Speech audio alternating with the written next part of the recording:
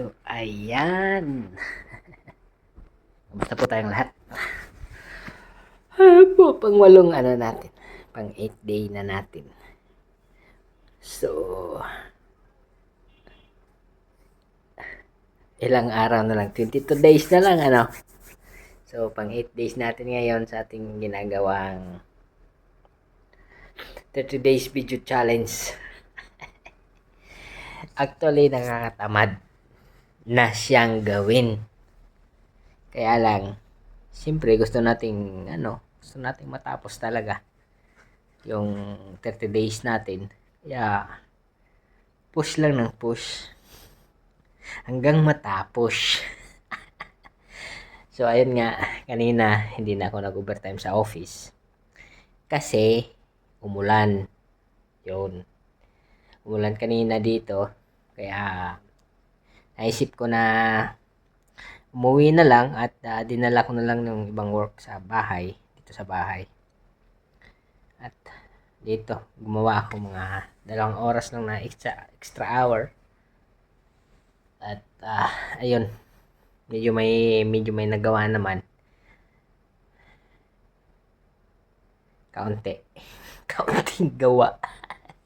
Hindi may nagawa naman pero hindi pa natapos. So baka bukas tatapusin ko sa office. 'Yon. Dahil nga patong-patong na yung mga trabaho. Busy na ngayon. Ngayon lang uli nagkaroon ng sobrang daming patong-patong na trabaho. At mag-isa pa sa office. Meron namang kaming kasama na work from home. Pero iba pa rin yung sana iba pa rin yung nasa office talaga kasi may katulong ka. Kahit paghatid man lang ng mga drawing sa production, yung mga ganong bagay. Pero ayos lang din. Hopefully makahanap ng additional na na makakatulong sa opisina. At yun, kasi sa naririnig ko may mga papasok na mga projects. So ayun, baka nangangailangan ng additional na draftsman o kaya designer sa opisina. And hopefully makahanap agad para hindi tayo mahihirapan, lalong-lalo na sa bakasyon. Kasi mahirap magbakasyon pag walang naiiwan. Kaya, yun.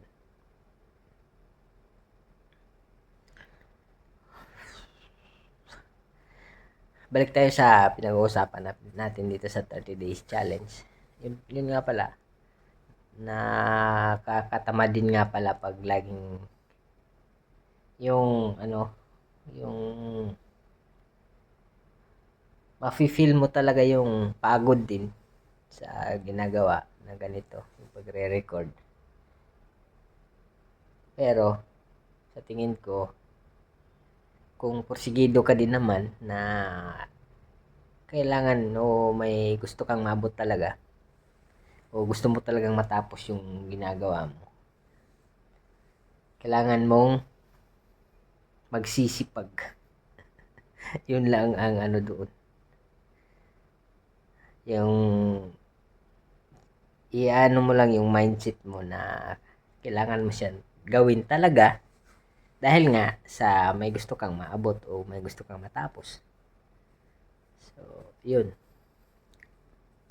So, hindi rason na tinatamad ka o anumang bagay para hindi mo matapos yung ginagawa mo. Yun ang nakikita ko.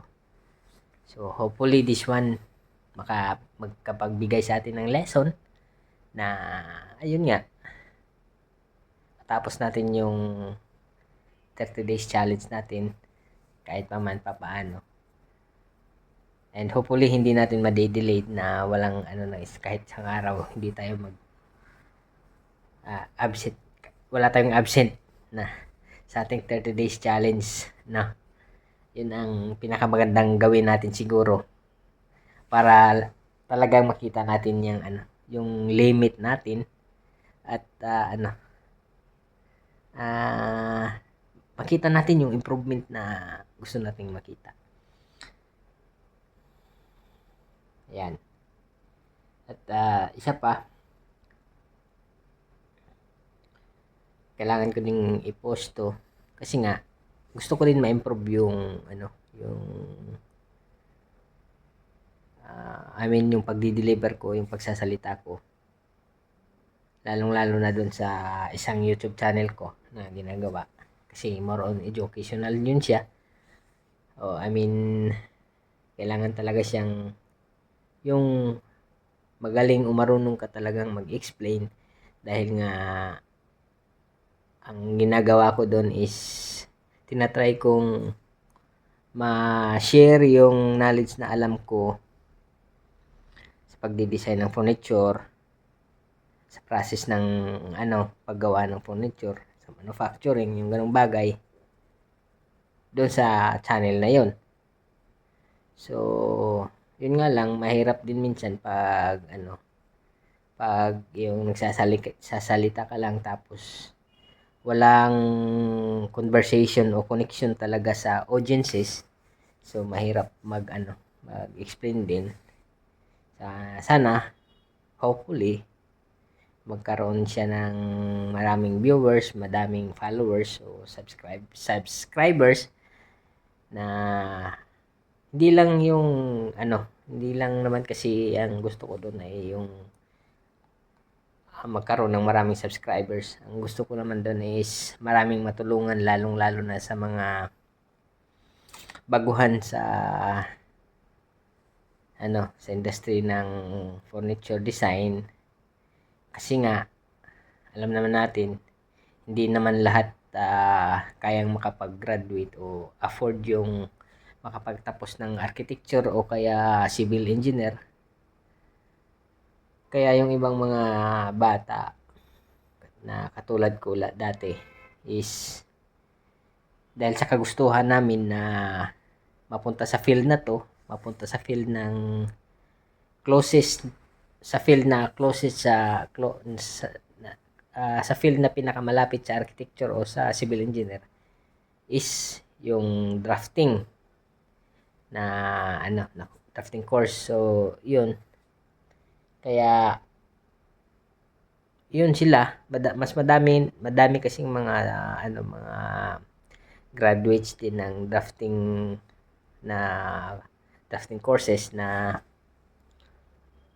nahihirapan din pumasok sa industry dahil nga kulang sila sa knowledge at sa siyempre sa theory.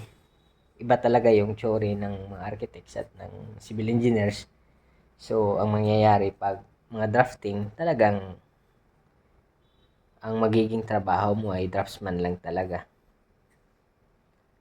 Either sa architecture o sa civil engineering o structural, draftsman lang talaga yung mapupuntahan mo. Whereas, pag pumasok sila sa furniture design, meron malaking chances na ma-develop nila yung nila sa design, yung skills nila sa furniture designing. Tapos, maakyat nila yung ladder na na yun, magiging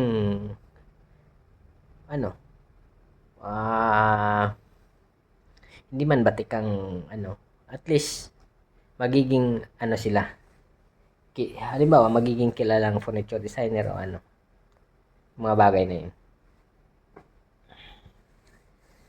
So, ayun. Yun lang naman ang purpose doon. So, hopefully magkaroon ng mga audiences. Kahanap tayo ng mga audience na willing matuto. Lalo na sa pagdi-design ng furnitures. So, doon sa channel na yon, comment lang kayo kung gusto nyo malaman kung ano yung channel na yon para ma-share ko sa inyo. So, ayun, medyo antok na tayo at maulan ngayon dito. So, good night sa ating lahat. God bless.